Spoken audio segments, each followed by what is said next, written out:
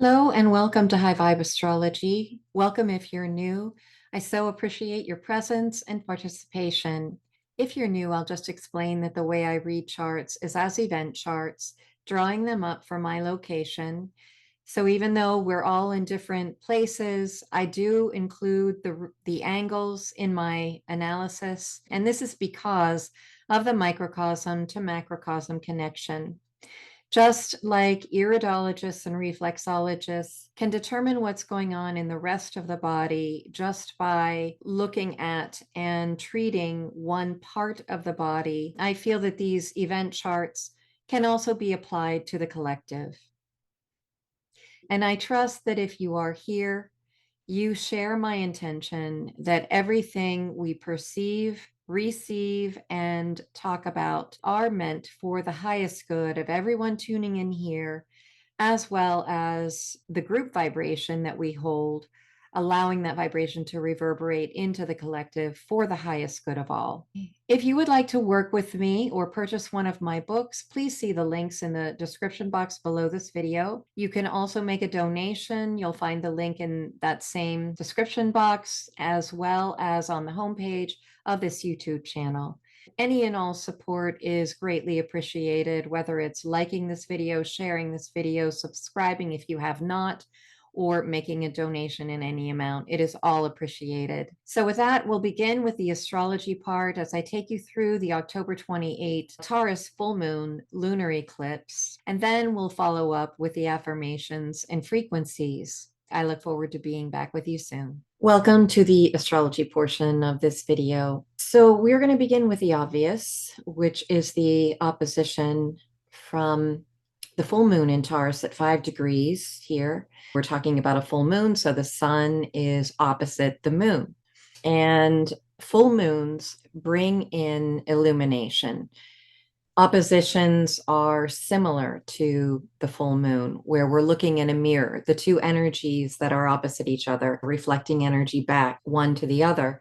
And the important thing to remember is the representation of the opposite viewpoints or the complementary perspectives often feel at war at first.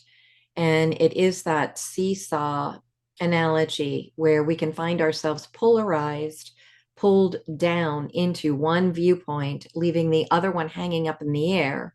But as long as there is a flow, an exchange of these energies, then we can eventually come into balance.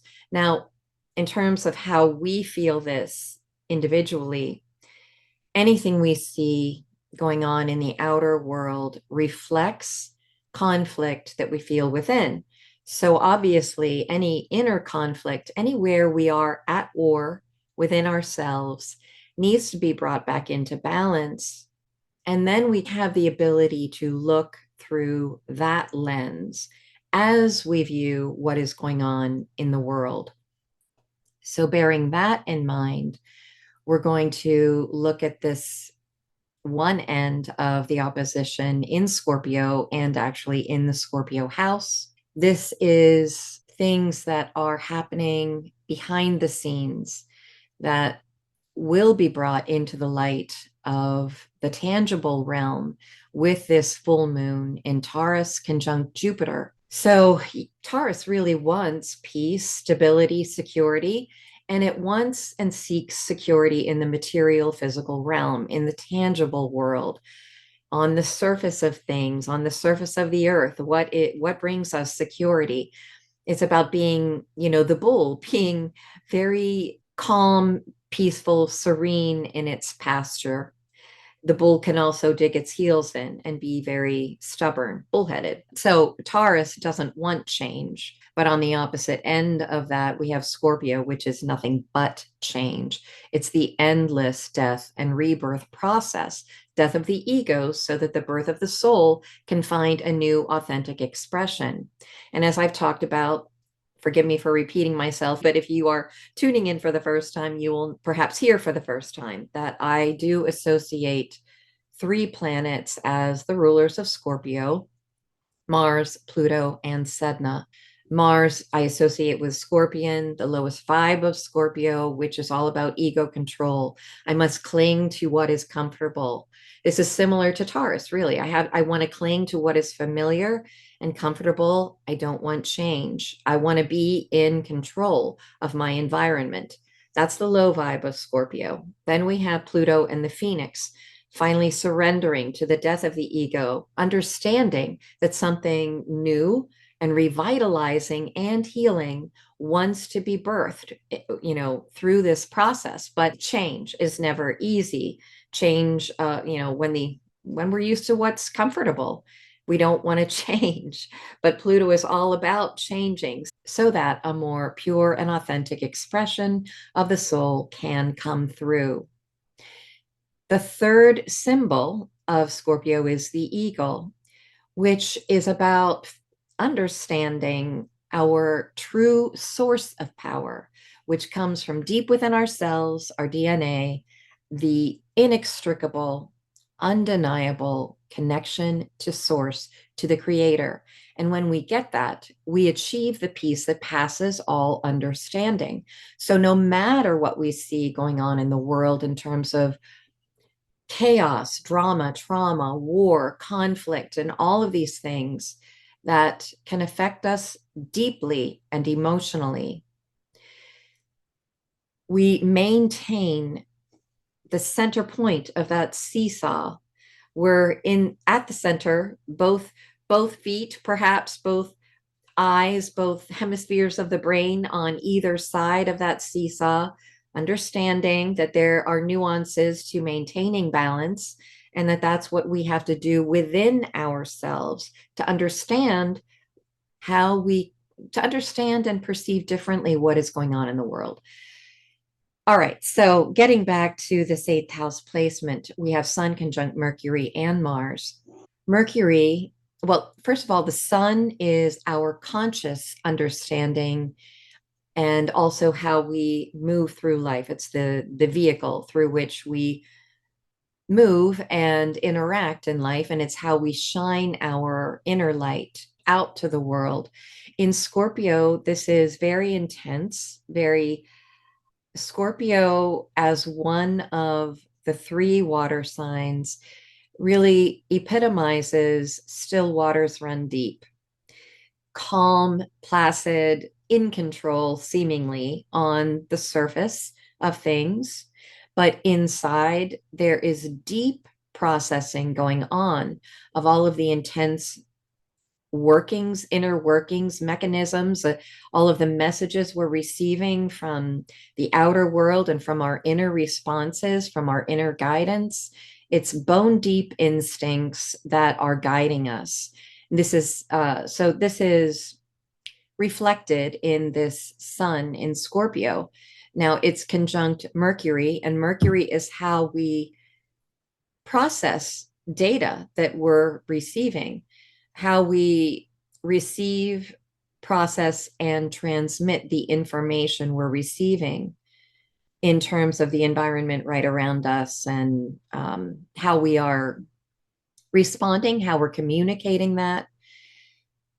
And then we have Mars. First of all, Mars is, as I have said, the first co-ruler of Scorpio. And in its low vibe, it is all about control. In its high vibe, however, it is the protector, the warrior, the champion of the underdog, especially in the sign of Scorpio. And with Mars at 11 degrees of Scorpio in the eighth house, making a really close opposition to Jupiter at 11 degrees in Taurus. Jupiter magnifies whatever it touches, and as it shines its magnifying glass on Mars, Martian, martial behavior, this is the war that we see going on in the Middle East, very disturbing. It is expanding that dialogue, let's say, or blowing up what is going on for all of us to see. But we have to remember that this eighth house placement, this Scorpio stellium involving the Sun, Mercury, and Mars, is reminding us that things are not as they appear on the surface of things. And I know that as this eclipse evolves over the next 6 months, perhaps year, because we had an eclipse on October 14th that is also contributing to the story unfolding in the collective. But for the next 6 months to a year, many, many things are going to be brought out into the tangible reality for all to see that are currently hidden. But right now, this is a really intense story going on with a cleaning up, a purification process of what's been going on behind the scenes.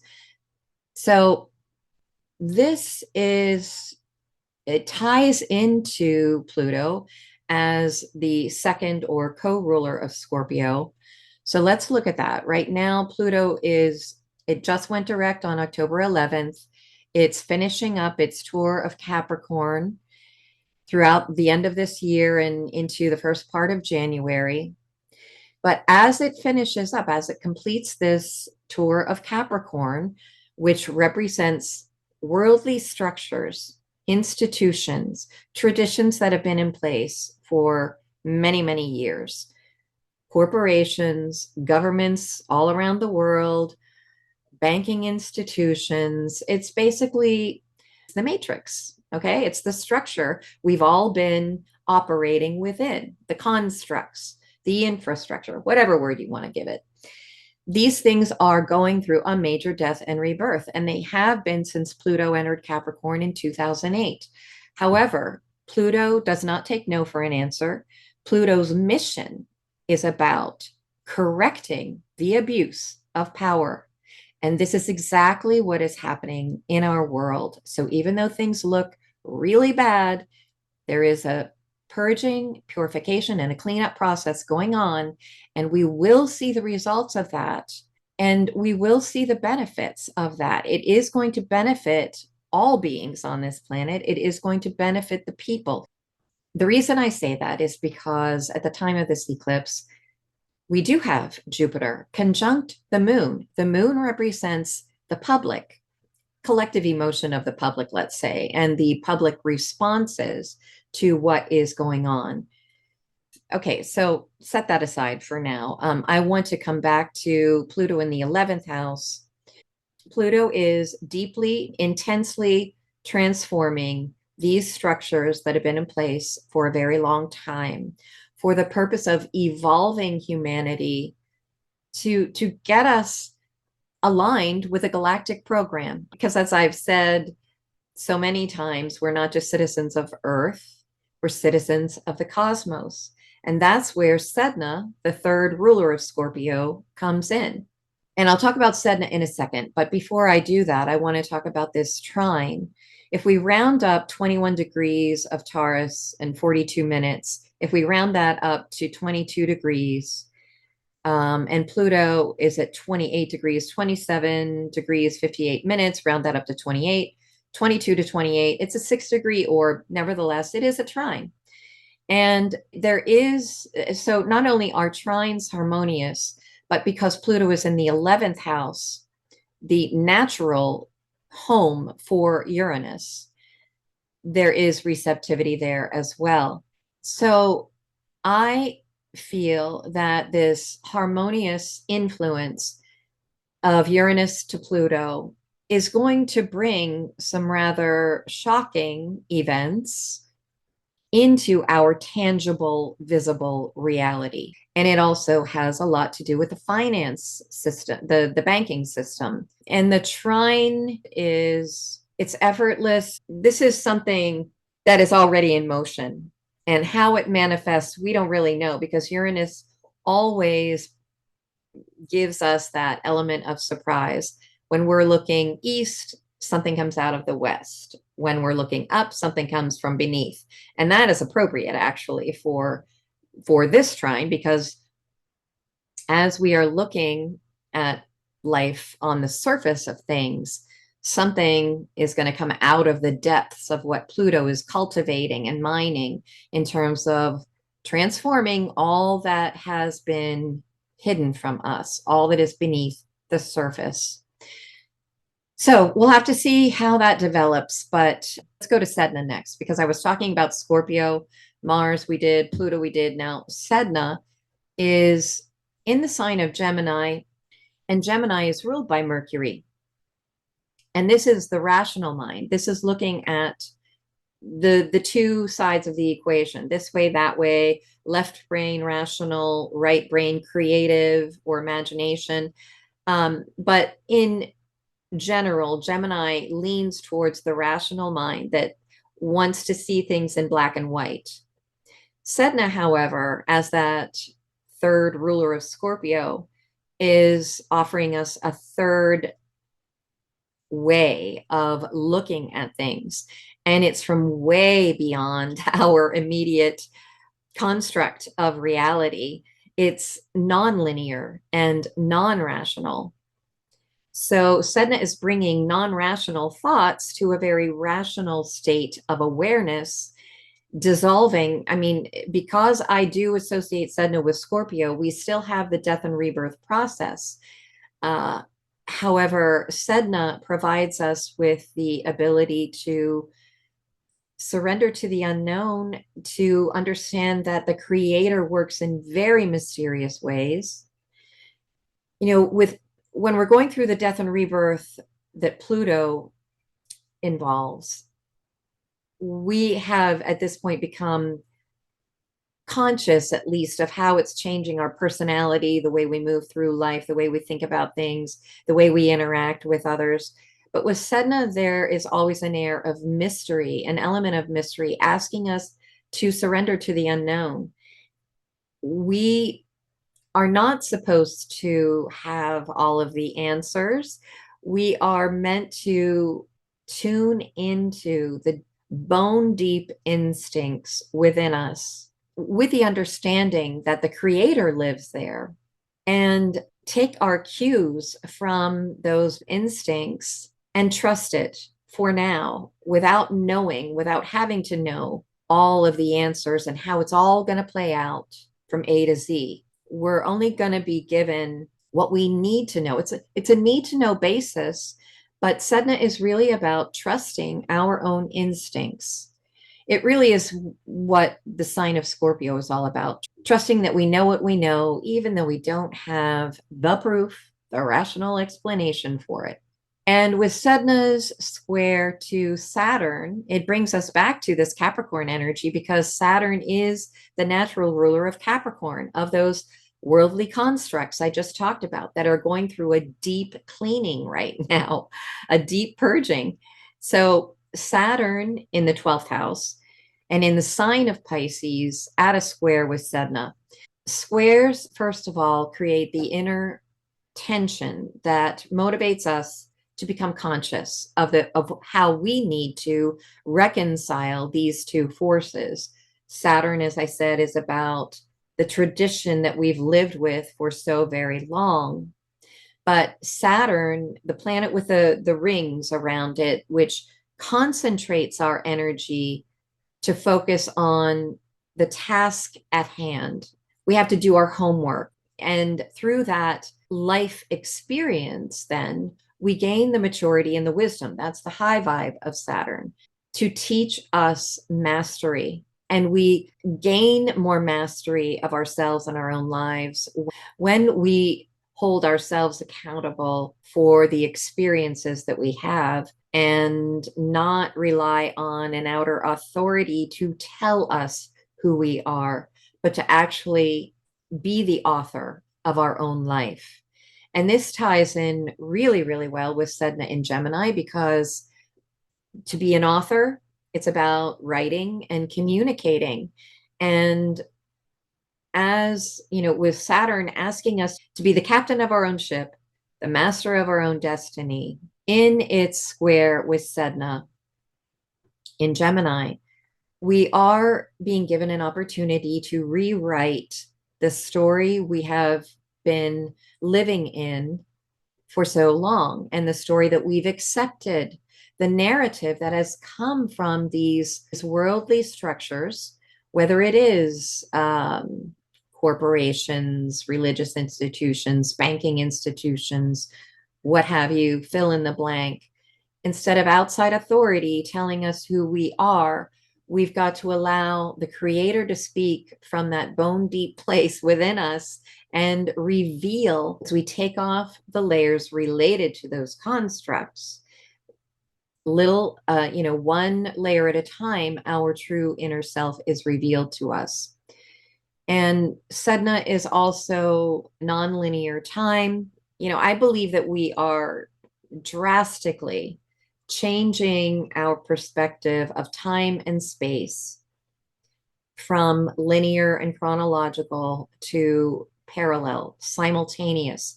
Sedna is, after all, the immortal sea woman representing the ocean, which ripples out in all directions at once. And as we change our vibration from within, it does have that ripple effect on the entire cosmos, not just our immediate environment.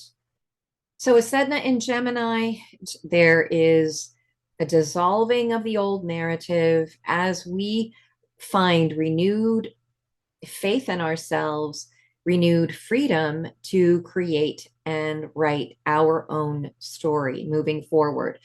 As individuals, yes, but also for the collective human family. I like the fact that this full moon is conjunct Jupiter, because Jupiter, as I said, it is the planet of abundance, expansion. It magnifies what it touches. Jupiter in Taurus is a lot of abundance within the realm of material security and resources, and also peace, because Taurus, as I said, loves its peace and beauty and wants to live in harmony on this planet. I believe that Jupiter at the time of this full moon is helping us do just that, and that there will be something beneficial coming to light at the time of this full moon. And it's got to have something to do with hidden wealth represented by Scorpio, because Scorpio helps us mine the riches in the earth. And Scorpio is known as the alchemist. So it's taking low vibe to high vibe, the heavy lead, and turning it into gold.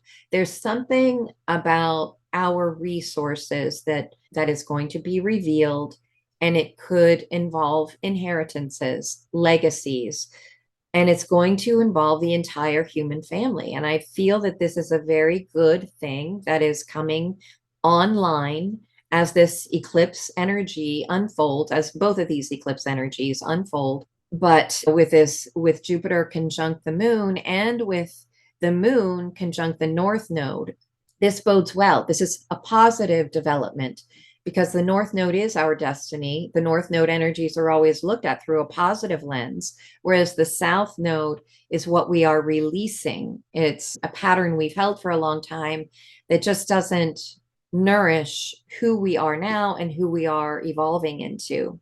So with this south node in the seventh house, the north node in the first, and of course in the north node in the sign of Aries, south node in Libra, this is an emphasis on self-independence versus other people's values, other people's opinions and perspectives.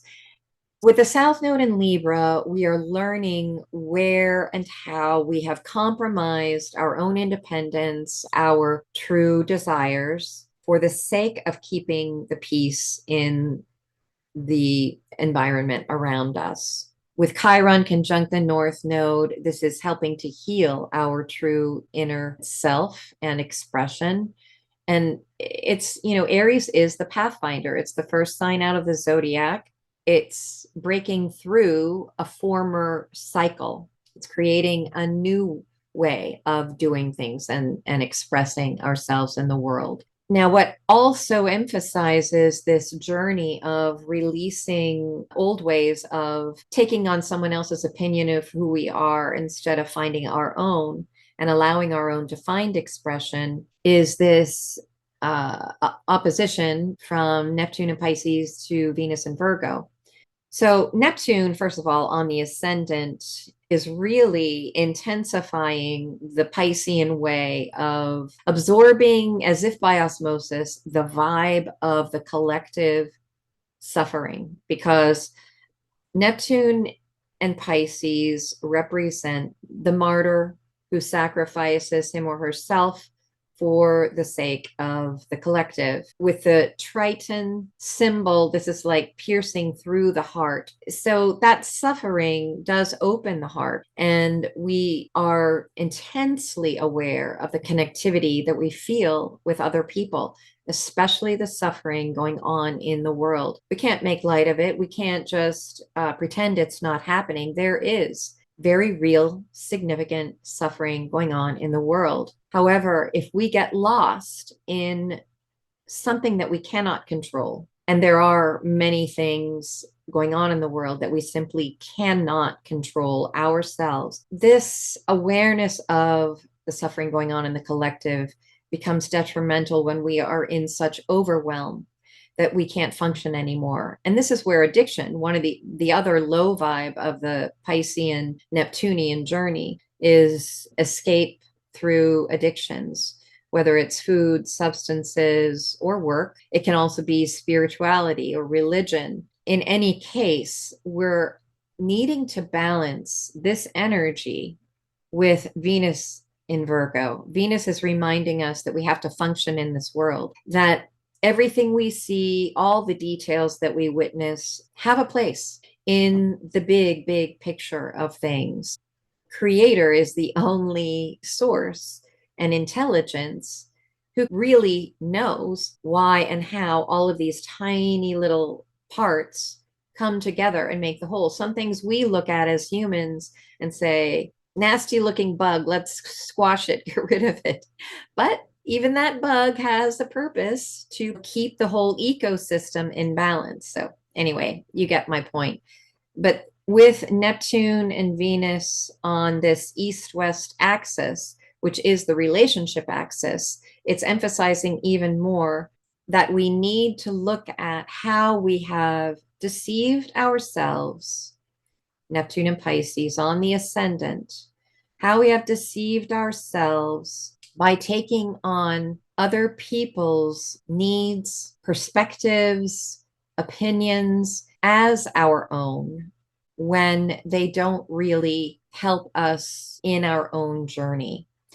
It sounds selfish, but the fastest way to heal our planet is to heal from within, is to heal the self. That pretty much covers the general feel, at least from my perspective, about this eclipse and what is going on right now and how it could possibly unfold. If time permits, I may be back with a chart analysis of Saturn turning direct on November 4th. That chart looked very interesting to me. But either way, I'm going to conclude this portion. I invite you to stay tuned for the affirmations and frequencies, and I'll see you soon. Sun, Moon, and Venus for the Taurus full moon lunar eclipse. As I let go of the need to control what I see and experience, the universe delivers miraculous solutions.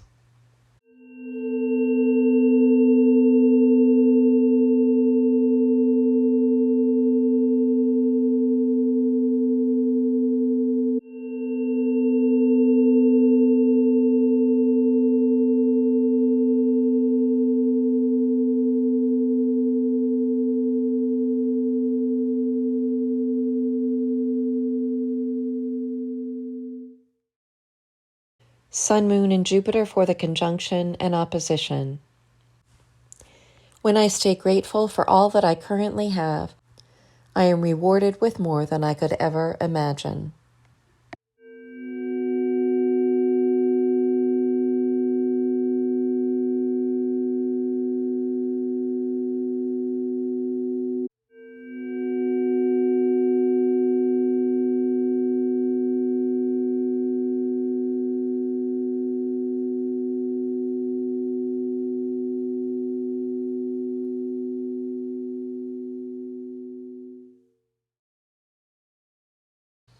Sun, Mercury, and Mars for the conjunction.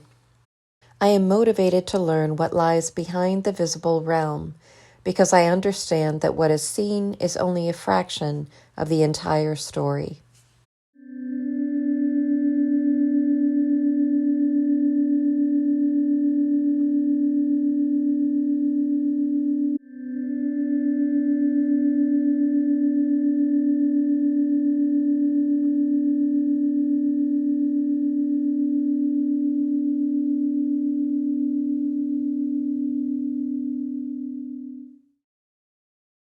Sun and Saturn for the trine.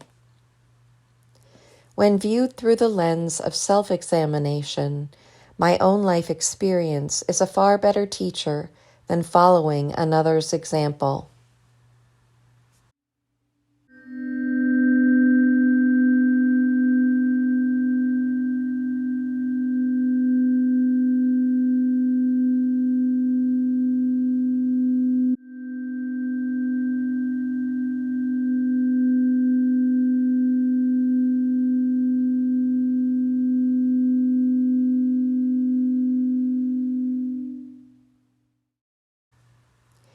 Mercury, Mars, and Jupiter for the conjunction and opposition. No matter how much information has been concealed for however long, there will always come a time when it must be revealed.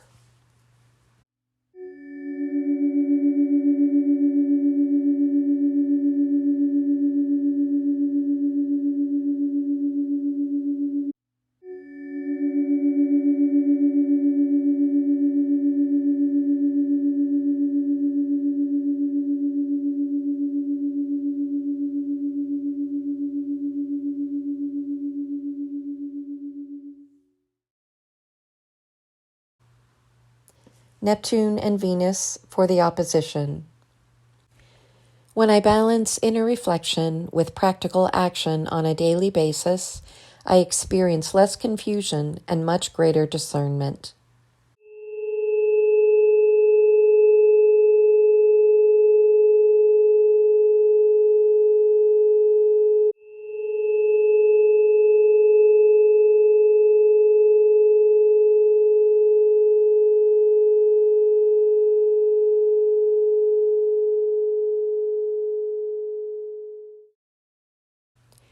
Chiron, Mars, and Venus for the conjunction and opposition to the nodes. The more I can leave my past in the rear view, the more healing and abundance I receive right now.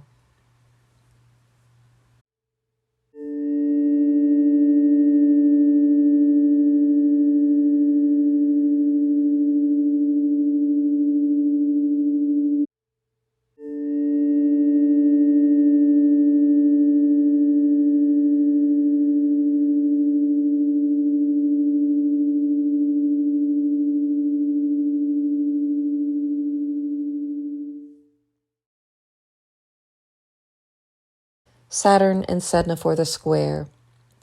When I stay empowered by aligning my will with divine source, I am able to maintain peace no matter what chaos shows up in my world.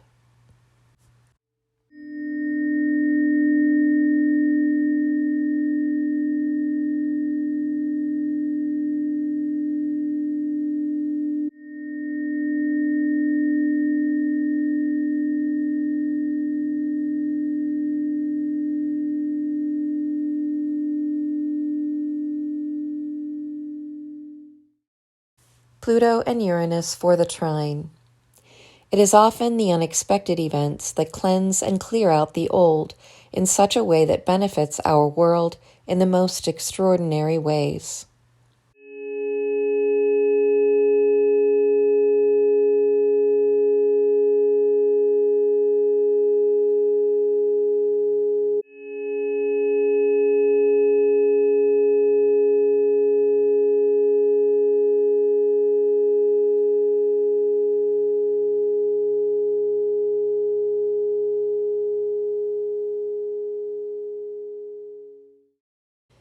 Pluto and Sedna for the trine. Greater and higher dimensions are available to us now, reminding us that to access that wisdom, we only need to journey within.